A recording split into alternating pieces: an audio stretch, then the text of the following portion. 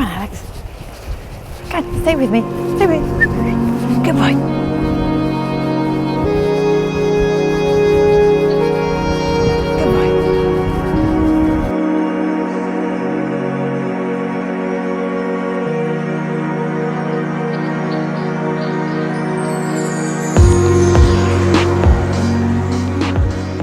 I'm Dr. Melissa Johansson from Geode-Energy Limited, and I'm here today to show you the spectacular beach that's at Llantwit Major, part of the Vale of Glamorgan in South Wales.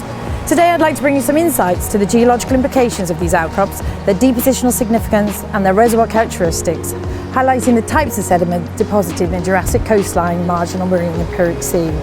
There are three major types of facies that you would model during this Jurassic coastline marginal sea model. And one of these horizontal, laterally continuous, maintaining their vertical thickness along the coastline, made up of a micritic limestone with some fossil content that is very organic and is considered some of the source rocks. And then we see an additional facies which is still micritic limestone, but in a nodular fashion, which is not laterally continuous, and we see the thickening and thinning up of these facies.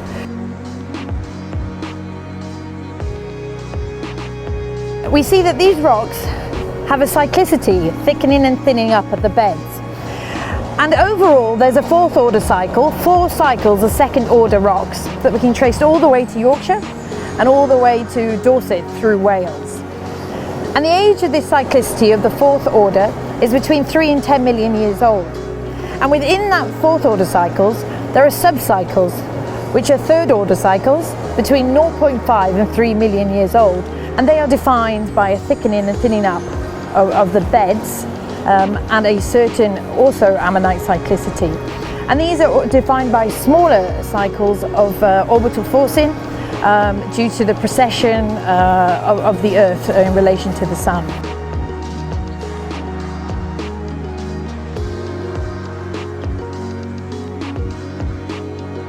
Although the lower Lias is considered a source rock and is a source rock for the Wessex Basin, it can be potentially also a reservoir rock. And this is due to this interconnected network of fractures that would provide a permeability, so a flow for the fluids within the rock. But if you combine that maybe with a karstic formations in the subsurface, you can have storage and permeability in a essentially micritic rock. And although what we're standing in now is a cave formed by the sea, in the subsurface you can have dissolution of this sediment through the fractures and large gaping holes. So although a drilling hazard, they provide a vast wealth of potential for either carbon capture storage, geothermal activity of fluids, or oil and gas exploration.